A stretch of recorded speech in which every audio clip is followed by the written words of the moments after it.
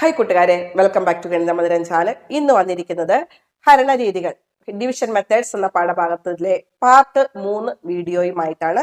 ഇതിന്റെ അവസാന ഭാഗമായ മടങ്ങും മിച്ചവുമാണ് ഇന്ന് ഞാൻ എടുക്കുന്നത്. അവസാന ഭാഗമായ മടങ്ങും മിച്ചവും എന്നതിൽ തുല്യമായി വീതിക്കുമ്പോൾ മിച്ചം വരുന്ന സന്ദർഭങ്ങളിലൂടെ ഏത് സംഖ്യയെയും പൂജ്യമല്ലാത്ത മറ്റൊരു സംഖ്യയുടെ മടങ്ങും മിച്ചവുമായി പിരിച്ചെഴുതാം എന്ന സംഖ്യാതത്വം അവതരിപ്പിക്കുകയാണ് ഇവിടെ. ഇത് പൂർണ്ണസംഖ്യകൾക്ക് മാത്രമാണ് ബാധകമായിട്ടുള്ളത്. 5ാം ക്ലാസ്സിലെ കുട്ടികൾ പൂർണ്ണസംഖ്യകളാണല്ലോ പഠിക്കുന്നത്. ഓക്കെ, നമുക്കത് എങ്ങനെയാണെന്ന് മുന്നോട്ടേക്ക് നോക്കാം. 21 പേന 5 എണ്ണം വീതം എത്ര പാക്കറ്റിലാക്കാം? നിങ്ങൾക്ക് നിഷ്പ്രയാസം നിങ്ങളുടെ മനസ്സിൽ വന്നിട്ടുണ്ടാവും. 21 പേന 5 എണ്ണം വീതം എത്ര പാക്കറ്റിലാക്കാം അല്ലേ? അപ്പൊ ഇവിടെ നമ്മൾ 4 എണ്ണം വീതം എടുത്താൽ 5 × 4 നമുക്ക് എത്രയാണ് കിട്ടുന്നത്? 20. ബാക്കി ഇവിടെ എത്രയുണ്ട്? 1 ഉണ്ട്. അതായത് 4 പാക്കറ്റിലാക്കുകയും ചെയ്യാം, 1 മിച്ചവും വരും. കണക്കിന്റെ ഭാഷയിൽ പറഞ്ഞാൽ 21നെ 5 കൊണ്ട് ഹരിച്ചാൽ ഹരണഫലം ക്വോഷ്യന്റ് 4 ശിഷ്ടം റിമൈൻഡർ 1. അതായത് 21 divided by 5 gives quotient 4 and remainder 1. അതായത് 21നെ 5 കൊണ്ട് ഹരിച്ചാൽ എന്ത് കിട്ടുന്നു? 4 കിട്ടുന്നു ഹരണഫലം. ബാക്കി ശിഷ്ടം റിമൈൻഡർ മിച്ചം എന്താണ്? 1 വരുന്നത്. ഓക്കെ ആയല്ലോ? അതായത് 21 എന്ന് പറയുന്നത് എന്താണ്? 5 × 4 20 പ്ലസ് 1 വരുന്നത് അല്ലെ? 5 4 20 1 21 ഗുണനമായി നമ്മൾ വ്യാഖ്യാനിച്ചു. അങ്ങനെയാണെങ്കിൽ 22 എങ്ങനെ എഴുതാം നിങ്ങൾക്ക് പറയാം? നിങ്ങൾക്ക് കിട്ടുന്നുണ്ട്. 5 × 4 20 എന്താണ്? ബാക്കി മിച്ചം 2 റിമൈൻഡർ 2. അങ്ങനെയാണെങ്കിൽ 23നെ എങ്ങനെ എഴുതാം? 5 × 4 പ്ലസ് എത്രയാണ് വരുന്നത്? 3 വരുന്നത്. 24നെയോ 5 × 4 പ്ലസ് എന്താണ് ഇവിടെ വരുന്നത്? 4. അടുത്തത് നമുക്കറിയാം എന്താണ്? നമുക്ക് 25നെ നമ്മൾ ഹരിച്ചാൽ 5 × 5 25 റിമൈൻഡർ എന്താണ് വരിക? 0 വരിക. അങ്ങനെ വന്നാൽ എനിക്കൊരു സംശയം. 4നെ എന്ത് ചെയ്യാം? 4 കിട്ടണമെങ്കിൽ 5നെ ഏതുകൊണ്ട് ഗുണിക്കണം? 5നെ 0 കൊണ്ട് ഗുണിക്കണം. കൂട്ടണം. എന്താണ് വരിക? 4. ഇവിടെ 4നെ 5 കൊണ്ട് ഹരിക്കുമ്പോൾ കോഷ്യന്റെ ഹരണഫലം എന്താണ് വരിക? 0 വരിക. ഇവിടെ നിങ്ങൾ ശ്രദ്ധിച്ചു നോക്കി അറിയാം, 4നേക്കാൾ വലിയ സംഖ്യയുടെ മിച്ചവും മടങ്ങുമായി പറയാനാണ് പറഞ്ഞിരിക്കുന്നത്. അങ്ങനെ വരുമ്പോൾ എന്താണ്? ഈ 4 തന്നെ ആയിരിക്കും എന്ത് വരുന്നത്? മിച്ചം വരുന്നത്. അതാണ് ഇവിടെ ശ്രദ്ധിക്കേണ്ടത്. അപ്പൊ അങ്ങനെയാണെങ്കിൽ നമുക്ക് നോക്കാം. 3 എന്ന് പറയുമ്പോൾ 3നേക്കാൾ വലിയ സംഖ്യയുടെ മിച്ചവും മടങ്ങുമായി പറയാനാണ് പറഞ്ഞത്. അപ്പൊ അതിന്റെ ഹരണഫലം കോഷ്യന്റ് എന്തായിരിക്കും?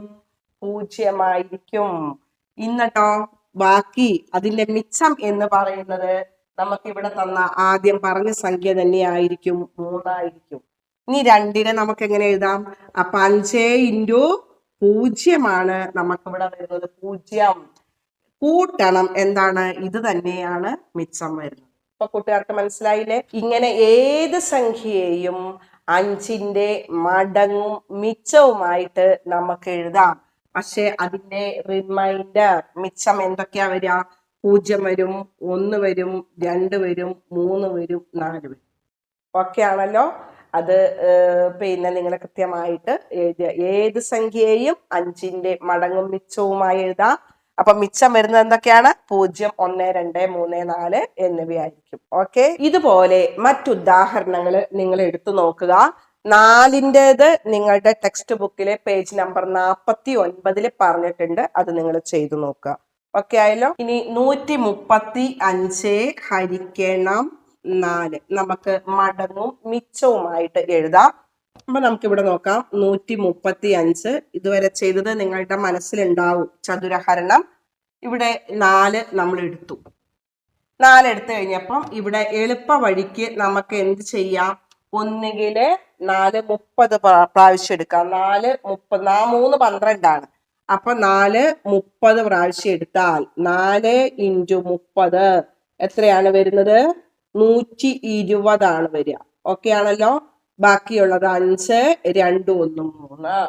ഇനി ഇതിൽ എത്ര പ്രാവശ്യം പോവും? 4 3 12 അല്ലെ?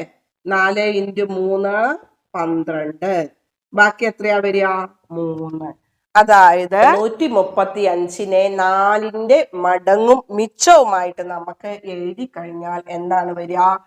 135 എന്ന് പറയുന്നത് 33 ഗുണിക്കണം 4 കൂട്ടണം മിച്ചം എത്രയാണ്? 3. ശരിയാണോ എന്നൊന്ന് ടെസ്റ്റ് ചെയ്ത് നോക്കിക്കോളൂ. 33 × 4 4 3 12 ശിഷ്ടം 1 4 3 12 1 13 കൂട്ടണം 3 എത്രയാണ് വരിക? 135. ഓക്കെ ആയല്ലോ. അതായത് നമുക്കറിയാം 4ന്റെ 33 മടങ്ങും പിന്നെയോ 3 മിച്ചവും വരും. ഇനി നമുക്ക് ടെക്സ്റ്റ് ബുക്കിന്റെ ലാസ്റ്റില് കുറച്ച് ചോദ്യങ്ങളുണ്ട്. 2 ചോദ്യങ്ങൾ നമുക്ക് ഈ വീഡിയോയിൽ പരിശോധിക്കാം. ബാക്കിയുള്ളത് അടുത്ത പാർട്ടായിട്ട് ഇടാം. ഓക്കെ. ചോദ്യം ഇംഗ്ലീഷും മലയാളവും ഒന്ന് വായിക്കാം. ഒന്നാമത്തത്, what are the numbers which leave remainder 0 on division by 2? അതായത് 2 കൊണ്ട് ഹരിക്കുമ്പോൾ 0 ശിഷ്ടം വരുന്ന സംഖ്യകൾ ഏതൊക്കെയാണ്? എളുപ്പല്ലേ? ഈവൻ നമ്പേഴ്സ്, ഇരട്ട സംഖ്യകൾ. ഏതൊക്കെയാ ഇരട്ട സംഖ്യകള്?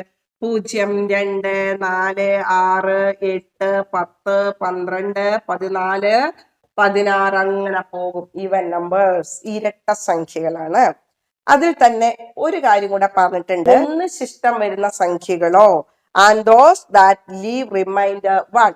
1 ശിഷ്ടം വരണം എന്നുണ്ടെങ്കിൽ എന്ത് ചെയ്താൽ മതി? ഇതിനോട് കൂടെ 1 കൂട്ടിയാൽ മതി. 0 കൂടെ 1 കൂട്ടു, അപ്പൊ 1 കിട്ടി. 2 കൂടെ 1 കൂട്ടു 3, 4 കൂടെ 5. അപ്പൊ നിങ്ങൾക്ക് മറ്റൊരു ഐഡിയ പിടികിട്ടിട്ടുണ്ടാവും. എന്ത് സംഖ്യകളാണ്? ഓഡ് നമ്പേഴ്സ്, ഒറ്റ സംഖ്യകൾ. 1 3 5 7, പിന്നെ അടുത്ത 9 11 13, പിന്നത്തെയാ 15. ഈ രൂപത്തില് വരും. അതായത് ഇതിനോടൊക്കെ 1 കൂട്ടിയ സംഖ്യകളാണ് വരുന്നത്. ഓക്കെ ആയില്ലേ?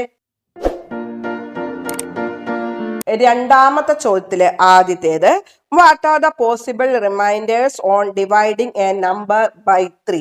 അതായത് ഒരു സംഖ്യയെ 3 കൊണ്ട് ഹരിച്ചാൽ ശിഷ്ടമായി ഏതൊക്കെ സംഖ്യകൾ വരാം? ഏതൊക്കെ സംഖ്യകൾ വരാം? 0 വരാം, 1 വരാം, 2 വരാം. അത്രേ വരുള്ളൂ. പിന്നെ 3ന്റെ ഗുണിതല്ലേ വരിക. അപ്പൊ അതുകൊണ്ട് 0 1 2 ആണ് വരുന്നത്. ഇനി അടുത്തത്, അതിൽ തന്നെ പറഞ്ഞിരിക്കുന്ന രണ്ടാമത്തെ ഭാഗം, write the pattern of numbers leaving the same remainder for each of these. അതായത് ഒരേ ശിഷ്ടം വരുന്നവ ഓരോ സംഖ്യാക്രമങ്ങളായി എഴുതുക. അപ്പൊ നമുക്ക് എഴുതാം 0 ശിഷ്ടം വരുന്നത്, 0 റിമൈൻഡർ ശിഷ്ടം വരുന്നത് ഏതൊക്കെയാണ് വരുന്നത്? 0 3 6 9 9 3 12 3 15 3 18 ഈ രീതിയിൽ അല്ലേ? ഇനി നമുക്ക് എന്താണ് 1 ശിഷ്ടം വരുന്നത്? 1 ശിഷ്ടം വരുന്നവ കാണാൻ നമുക്ക് എന്ത് ചെയ്യണം? ഇതിനോട് കൂടെ 1 കൂട്ടിയാ പോരെ. അപ്പൊ എന്താ വരിക? 1 3 1 4 വരും, 6 1 7 9 10 13 15 1 16 18 1 19 ഈ രീതിയിൽ വരും. ഇനി അടുത്തത് 2 ശിഷ്ടം വരുന്ന സംഖ്യകള്. 2 ശിഷ്ടം വരുന്നവ കാണാൻ വേണ്ടിയിട്ട് എന്ത് ചെയ്യണം? ഇതിനോടുകൂടെ 2 കൂട്ടിയാൽ മതി. അപ്പൊ 2 വരും, 3 2 5 6 2 8 9 2 11 12 2 14 15 2 17. ഇനി അതല്ലെങ്കിൽ ഇതിനോട് കൂടെ 1 കൂടെ കൂട്ടിയാൽ മതി. ഇത് 1 ശിഷ്ടം വരുന്നല്ലേ, പിന്നെ 1 കൂടെ കൂട്ടുക, അപ്പൊ 2 ശിഷ്ടം വരും. അപ്പൊ 19 1 എത്രയാണ്? 20. ഈ രീതിയിൽ നിങ്ങൾക്ക് ചെയ്യാവുന്നേ ഉള്ളൂ. കൂട്ടുകാർക്ക് മനസ്സിലായിട്ടുണ്ട് എന്ന് കരുതുന്നു. അപ്പൊ ഇതിന്റെ ബാക്കി പ്രവർത്തനങ്ങൾ അടുത്ത വീഡിയോ ആയിട്ട് ഇടാം. വീഡിയോ ഇഷ്ടപ്പെടുകയാണെങ്കിൽ ഷെയർ ചെയ്യാനും ലൈക്ക് ചെയ്യാനും കമന്റ് ചെയ്യാനും ഒന്നും മറക്കണ്ട.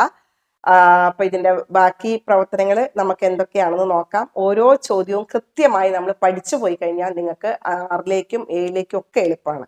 അപ്പൊ ഇതൊക്കെ ഇതിന്റെ ബേസ് ആയിട്ടാണ് പല കാര്യങ്ങളും വരുന്നത്. നമുക്ക് ധാരാളം രീതിയിൽ ചിന്തിക്കാനും പഠിക്കാനും കഴിയും. ഓക്കെ, അപ്പൊ നമുക്ക് അടുത്ത പ്രവർത്തനങ്ങളുമായിട്ട് അടുത്ത വീഡിയോയിൽ കണ്ടുമുട്ടുന്നതുവരെ ലവ് യു ഓ, ബൈ.